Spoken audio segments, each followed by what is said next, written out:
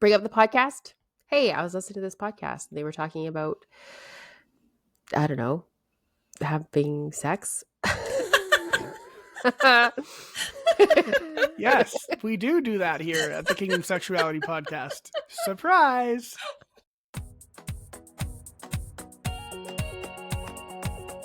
Hi there, you're listening to the Kingdom Sexuality podcast. We're Alana, Kyle, and Tira, friends who have a heart for intimacy and long to uncover God's truth and design for sexual freedom within marriage. If you enjoy listening to our episodes or like our content over on Instagram, would you consider leaving a review or subscribing? It really helps. Welcome here. Hey guys, we are back for another episode of the Kingdom Sexuality podcast. I'm not going to get through. I'm Tira, joined by my co-hosts, Kyle and Alana. And the reason we are all laughing is because before we started, I just joked and said, I'm blank, joined by my co-host blank and blank, because that's how our template shows. And it just got us giggling. Okay. Okay. A special welcome to all of our patrons who are listening as well. If you want to support the show and get some freebies, see hump day positions, and even we give you the inside scoop on new things that we're working on and stuff. So you definitely want to be there. You can head over there at patreon.com/Kingdom Sexuality. Okay, the verse for today is Psalm 18:32-33. It is God who arms me with strength and makes my way perfect. He makes my feet like the feet of a deer and sets me on high places. Okay, here is a quick word from one of our sponsors before we dive into the episode. Okay, so today is a email Q&A. So you guys know that we like to do Q&As. We like to hear what your questions are, and we research and give answers. And so we usually do it on Instagram, but we thought we would do an email one as well. So we have saved up emails, and we're going to go through them question by question. So the first one is, do you have any resources about love languages, like ideas for each in case we speak opposite love languages and need ideas? Opposite. What would be an opposite language in terms of love languages? I'm curious. I think just anything different than yours. I don't think. Okay. Not actually opposites. Yeah. Yeah. Don't we have an episode on this? Opposite love languages in our opposite series, or did we not do that? One moment, please.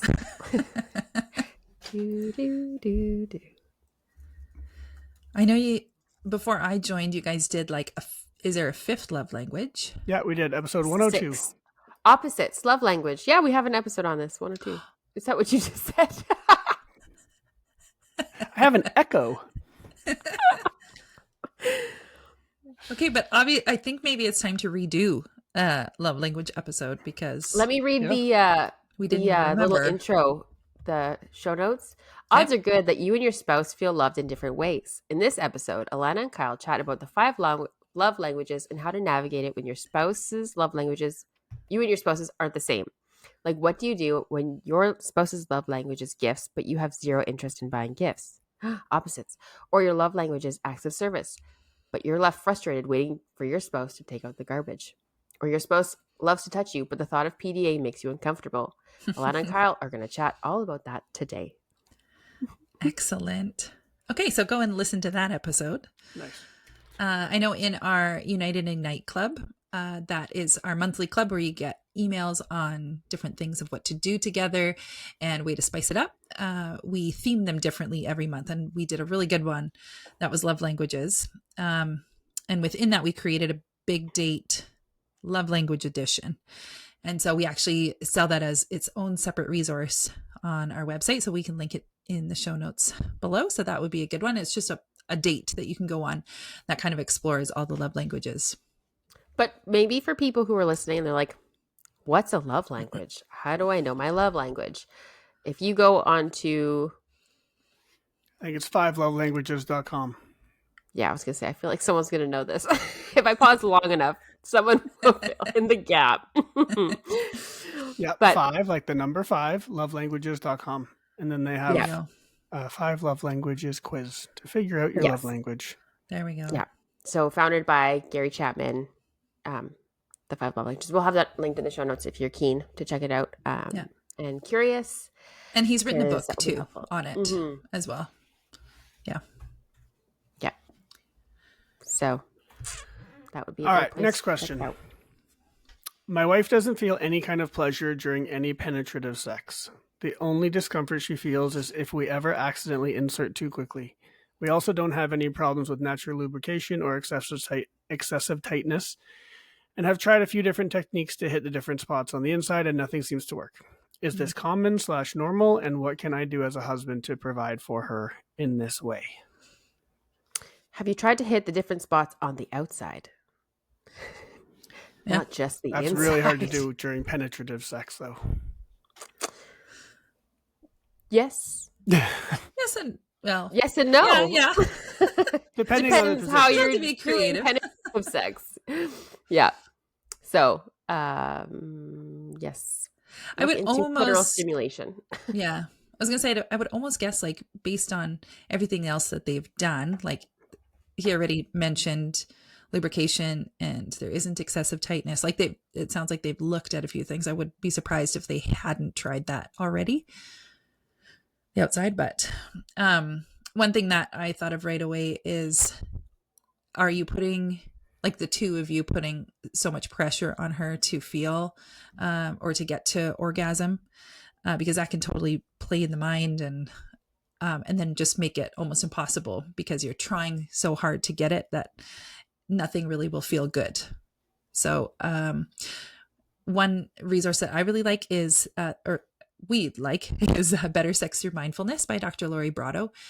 She walks you through how practicing mindfulness, not only in during sex, but outside of sex. So just finding pleasure in normal day things like noticing a clear blue sky or the flowers or something like that, that really make you notice how your body is enjoying things. And slowly, it takes a lot of practice.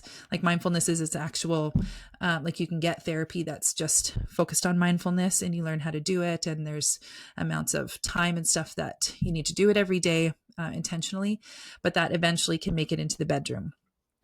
So she has, like, she's a professor and research, like she's in charge of sexual studies at a university, and she's actually done lots of papers and stuff on this, and it increases your libido and you can enjoy orgasm just through practicing mindfulness. So I feel like that might be a step to try if she's open to that. Yeah, I mean, the other thing is, like, it says pleasure, but has this wife experienced pleasure at all? Like, what does pleasure look like outside of penetration? Has she been able to achieve orgasm at all? So those kinds of things would be kind of my questions. Yeah. My counselor online, they are our sex therapy partners. They are all Christians. It's all Christian-based therapy. Yeah. And one of their specialties is Christian sex therapy. And this is a pretty good scenario where it feels like you've tried everything, it's not working. So I would say some form of, like, there's going to be something, mindfulness, thoughts, that's all going to be playing a part of it for sure. And then, have a professional third party explore that with you guys would be great. Mm-hmm. Yeah. Another thought is, it's great that you are trying techniques and things like that, but has she explored herself to try techniques for pleasure on her own? Right? Like, maybe if we're making this a separate thing and we're not making this included in penetrative sex and we're making it more of like, okay, how can she experience pleasure? Maybe it's a thing where, she needs to look down there, see where things are, touch herself in the sense of like, okay, where are my bits? So where is everything down there? Like, right. So I think encouraging that conversation as well, again, which would probably work in tandem really well with mindfulness and sex therapy. Yeah. There's a book called Awaken Love that we talk about lots on this podcast. And she kind of walks through that process of, like, getting to know yourself. So if you feel kind of awkward with that and you're like, "Ooh, I don't know," it's a really well done Christian book that we highly recommend. And it will also help with the mental stuff too. She goes into that as well. So that might help too. All right. Next question. I have a burning question I desperately need to find answers to. How does one overcome the conditioning after porn? Been sober 8 years and I still cannot orgasm regularly or when needed. A related question is, how do I tell if my sexual desire arises from a healthy libido or my former addiction? Yeah, this is a tough one. 8 years, first of all, congratulations. That's amazing. At the same time, 8 years and still going through this, I would really encourage you to seek out some professional help here. So, like we just talked about, some Christian sex therapy, some counseling. Talk to your doctor. I mean, 8 years. Typically, everything is recovered by then. The brain is rewired. You are able to achieve orgasm, get an erection, all those things. Like the negative effects of pornography are gone or should be gone in Right. most You'd hope cases after like the 8 sexual years sober. desire would be from your healthy libido at that point versus. Right. I think that's a completely separate question because at least in my experience, like the things you've seen, they don't really go away. Like you still have these images in your mind and you still have these thoughts. And I mean, yeah, maybe they go away eventually, but I think that for the most part, like what we've seen is still in there somewhere. So that is a tricky question, but I want to go back to the 8 years thing first is, yeah, go get some help. Like talk to your doctor first because that's going to be your cheapest option. And then seriously consider some sort of counseling, Christian sex therapy, because yes, things should be rewired by now, and these issues should not be present anymore. So yeah, I'm really sorry, but congrats on 8 years. That's awesome. Now, the sexual desires is what I want to do with my wife. Healthy libido, my own exploratory desires, or is it my former addiction talking? This is really tough because everyone's going to be different. You are going to have to analyze and overanalyze your own thoughts a lot here and have a lot of conversations with your spouse because one, your spouse needs to be cool with it, whatever the thing is that you're exploring. And two, it's hard to, it's just hard. It's a hard thing because it's yeah, just because what you've seen in porn doesn't mean it's wrong to do in your marriage, right? Everyone listening here who's had sex, whatever you've done during sex has been done in porn as well. So just because it's done in porn doesn't mean it's wrong to do in your marriage. It's more of a, what's your heart behind it? Why do you want to do it? Are you trying to recreate something that you've seen and you want to turn your wife into your personal porn star? Yeah, that's going to be wrong. But the tricky part is, hey, I never thought of this thing until I saw it in porn. I'm clean now.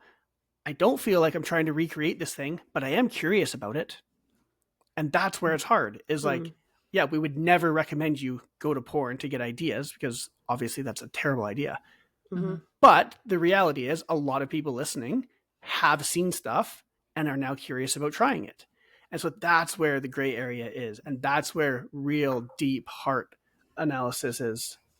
And that's where it just comes down to conversations between you and the Lord, you and your spouse, you and yourself. And hey, where's this all coming from? What is the best way forward? Yeah, that's well said, I think. Yeah. Yeah, probably having like accountability during that time. I mean, I don't know how open it like people are with their accountability partners or groups or whatever. That kind of stuff gets shared.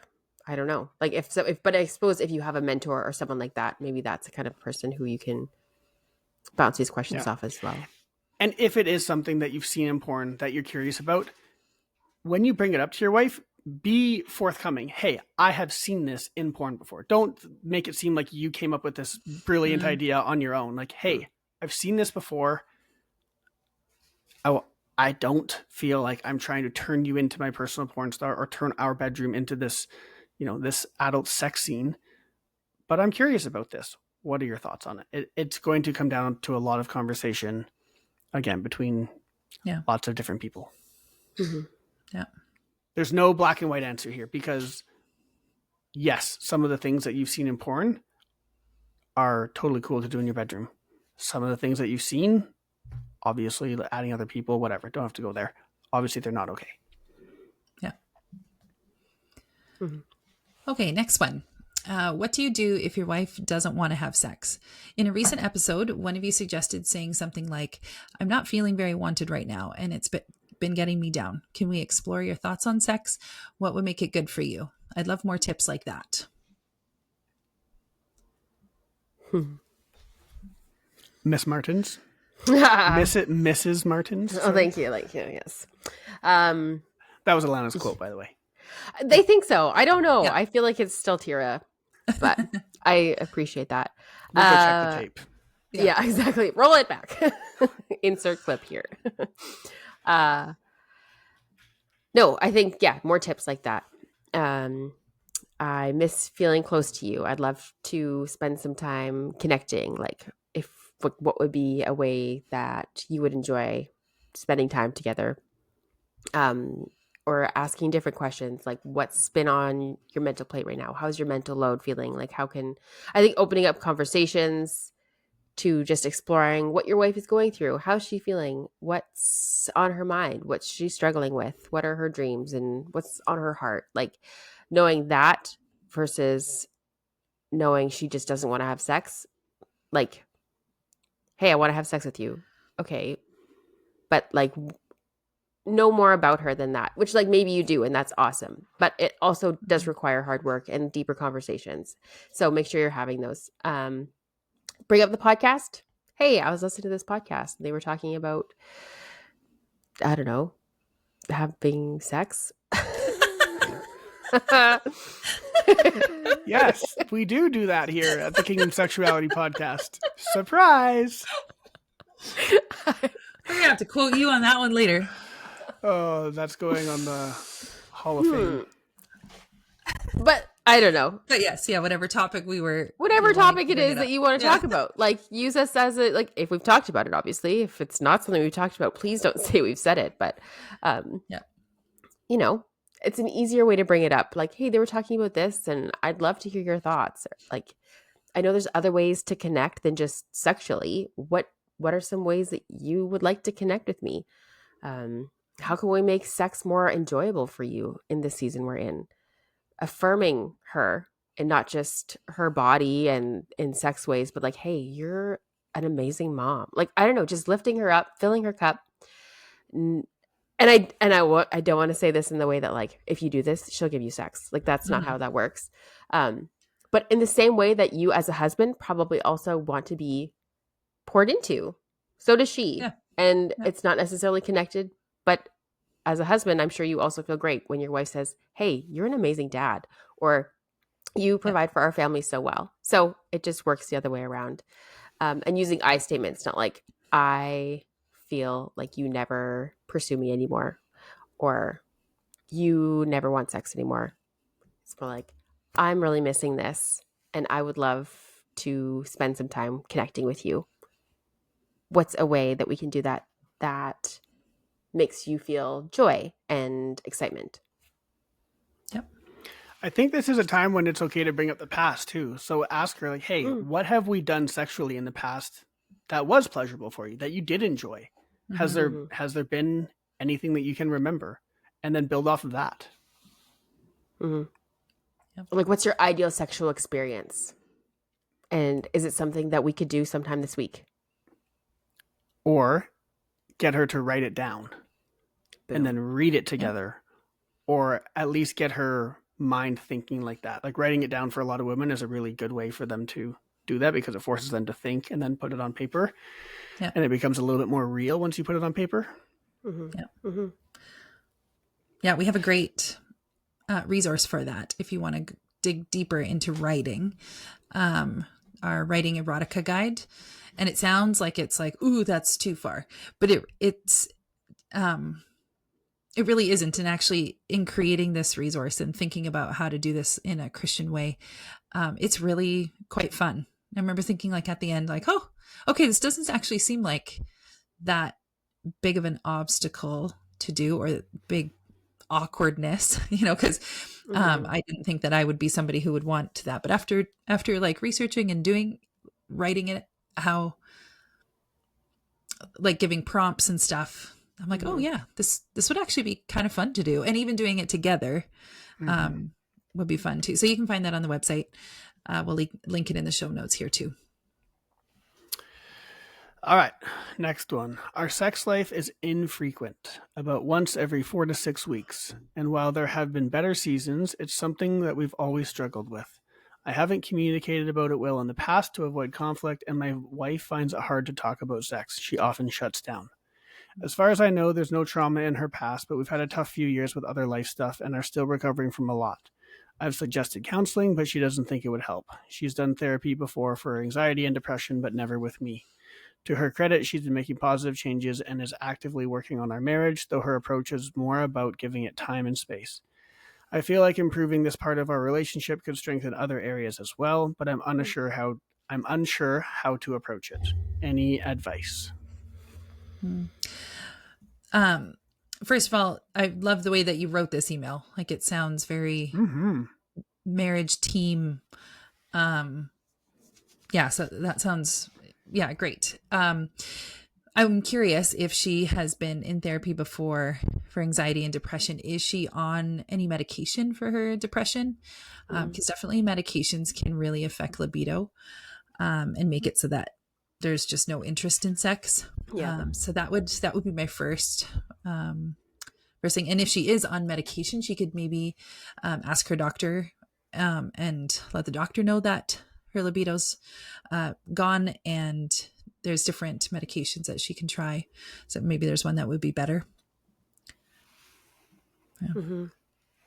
And if she's not open to doing therapy, I'm wondering if you guys are like a part of a church, if seeking out like pastoral help, if there's something within your local church that you could look into to finding some help, like maybe that would be a more doable option. If therapy is not something she's willing or thinking would help, though, I mean, maybe worth bringing up again if you are like, hey, this is an option. Here is a Christian, sex therapy counseling, right? Like we mentioned my counselor online a bunch already, but just kind of bringing that to her and saying like, hey, would you be willing to think about it, pray about it? If this is something that's for us, we can have conversations about it and just like talk it through, meet with someone, maybe like whatever it is. But just chatting about it together, praying about it, seeing if that could be a good fit. I'd be curious too if you brought it up as in saying there's an actual sex therapist, not just a normal counselor. Yeah. And the fact that she's never done counseling with him, you could probably word it in a way like, hey, I would love for us to work on this together because maybe there's some things that I need to work on too. I don't want to make this just a problem. Well, I wouldn't say problem. I don't want to make this just a focus on you, but I want to do this as a team, and I would love as a couple to do this together because I've never been to therapy and I think it would really benefit me, but I want you to be there. Something like that may also help too. Yeah, no, that's great. And if she's not, like, is she open to any resources? A book?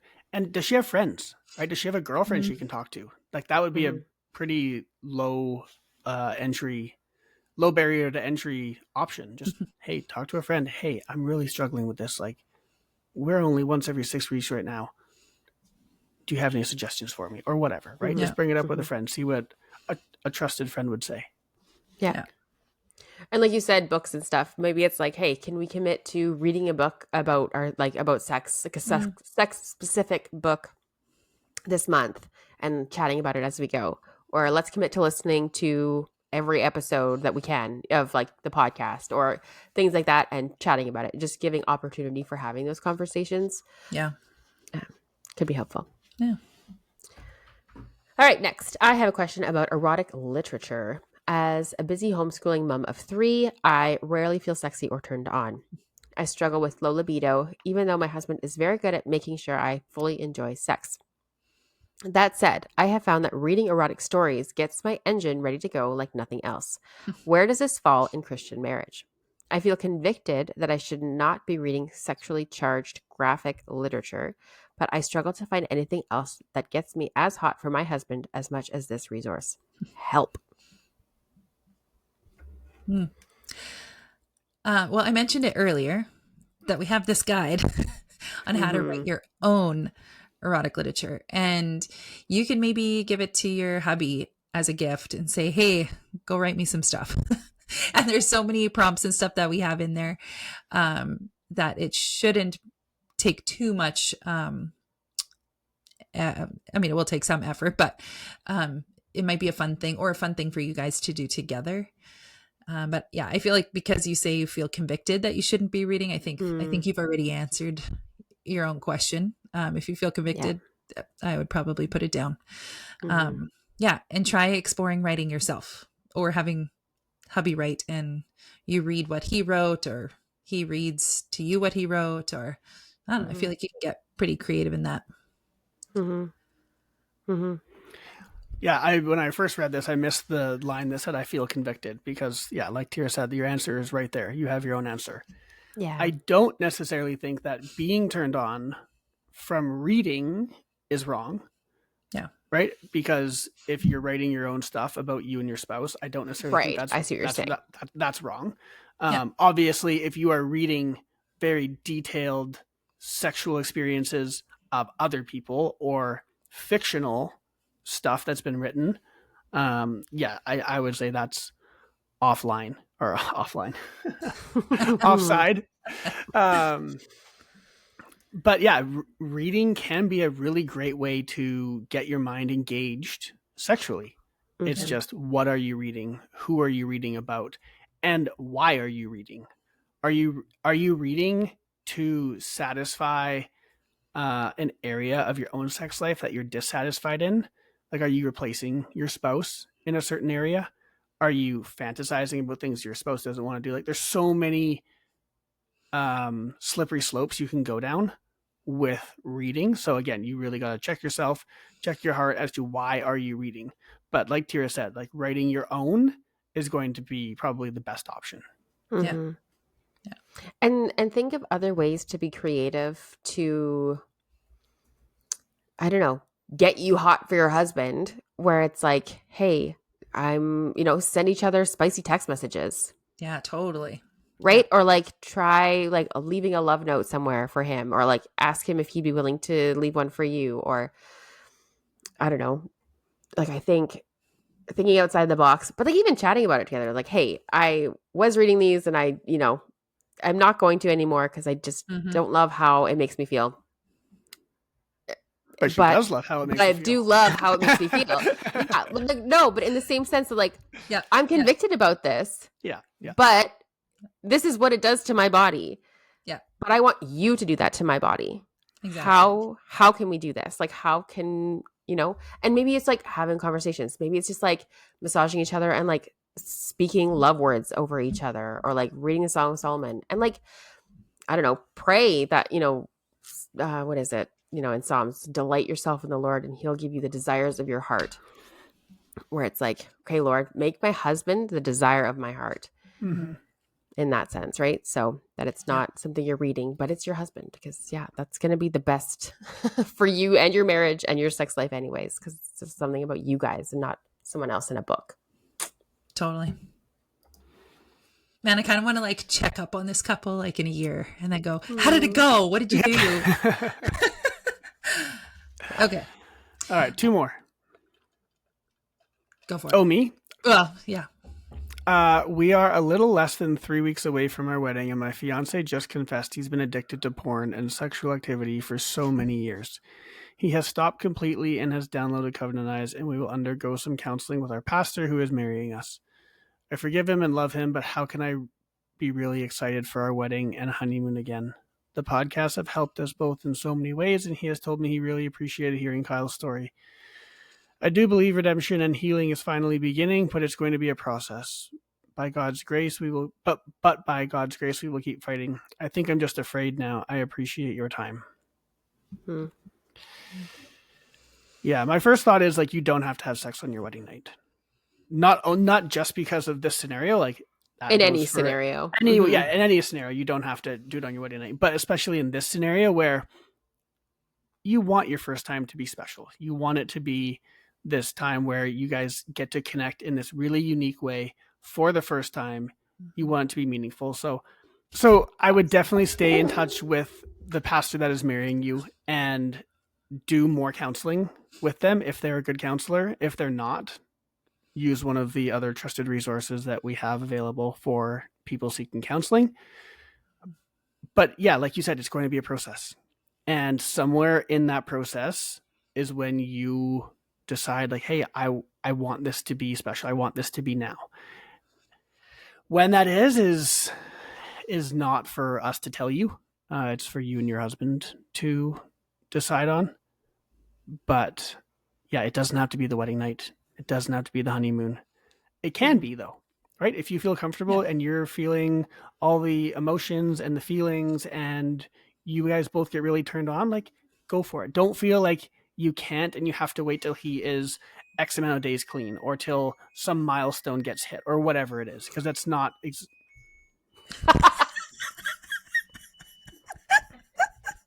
Our got it. laundry's done, in Ding, case ding, you guys are ding. I was listening. about to say, Laundry's done.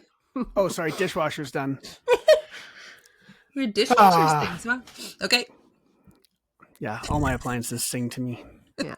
Also, I interviewed I forget what I Sam. was saying, so you guys go. Yeah. I interviewed Sam, and I think those episodes, if you haven't listened to those, would be very helpful. Just hearing her heart and her story and her side of how things have gone down and how it affected her and things like that.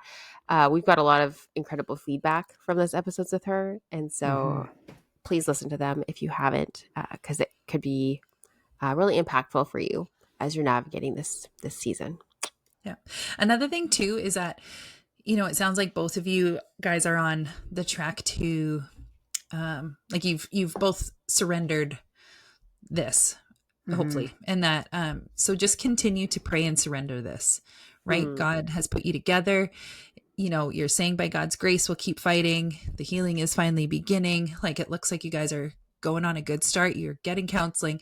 So just trust that God has a plan for you guys and that, yeah. And I'd say maybe pray every day about your sex life. Like be intentional about it. Don't let it be that thing like, oh yeah, you pray about everything else in your marriage, but leave out your sex life. Like give God the details about how you're feeling and just be like, I trust you, God, with this. And we know that you have healing for us and we're going to choose to believe that and that it's going to be good because God does have good things for you. That's what marriage is, right? It brings out his love and his light. And hopefully this is going to be a great story that you will be able to help others in. So yeah, I pray during the time too. Amen. Good word, Tira. Thank you. Okay, last right. one. My husband and I have been married almost 14 years and we have 3 kiddos. My heart yearns for more kids, but my husband is ready to be done. Now, I don't know how to navigate a healthy sex life together when doing so pokes so hard at my grief. Any tips on how to reconcile that when it breaks my heart? It's been on the forefront of my prayers, but I don't know what else to do. Oof. Tough. Yeah. This one almost feels too hard to answer without more information. Like it almost sounds like husband said, you're done and now you're done. Or was it that my husband is ready to be done? And so maybe the conversation is still ongoing, but the decision hasn't been made. Yeah, I think does he know your grief about this? Have you spoken to anybody like a marriage mentor or like, somebody who's older than you that has a good married life and family life that can give you some advice on how to navigate this? Like it feels like you might need a third party to kind of walk this through with you guys. Yeah, because if both people are standing where they're standing and not moving, yeah, what do you do, right? Like, yeah. So I would encourage you to continue on in your prayers in the process and inviting other, like Tira said, other trusted people into those prayers. Just be like, hey, we're navigating this and it's hard. I would love for, you to be praying Yeah. over this for us, like inviting other people into it. Yeah. Yeah, this one's so interesting because like this is marriage, right? There has to be compromise. But this compromise is like a big compromise. Someone is giving up like their heart's desire, or someone is making a huge sacrifice. So this isn't like can't just have half a kid. Yeah, well, let's go splits, whatever. Yeah. King Solomon just cut it Yeah.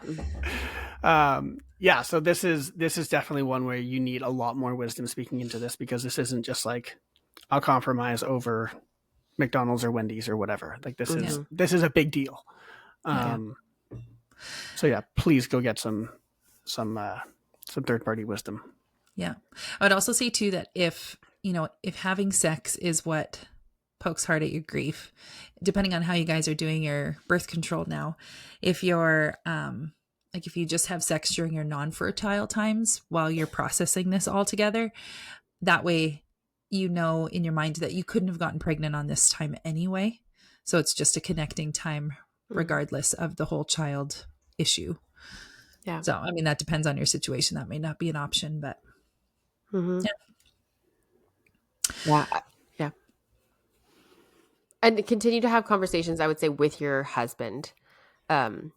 Trying to share like your heart in it as well. Like, I don't want to pressure you by saying this, but I want you to understand the depth of what I'm feeling right now.